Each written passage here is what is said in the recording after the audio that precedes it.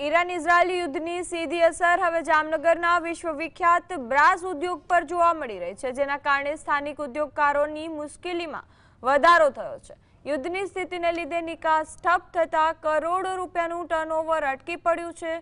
જામનગરના બ્રાસ પોર્ટથી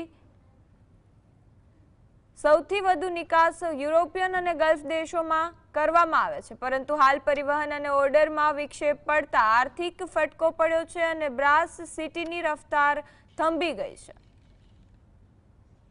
જો આ લાંબુ ચાલ્યું તો સ્ક્રેપ ન આવવાના કારણે અહીંયા સ્ક્રેપના ભાવ પણ વધશે અને માલ મોંઘો થશે, કોઈ પણ તો ધંધા રોજગાર બધાને અટવાઈ જશે અને વધારાના ભાવના કારણે એ ઊંચા ભાવના મેન્યુફેક્ચરોને ભાવ મળે નહીં એટલે ઓર્ડર પણ એને ન મળે એટલે એના કારણે મંદી આવવાની પૂરેપૂરી શક્યતા છે।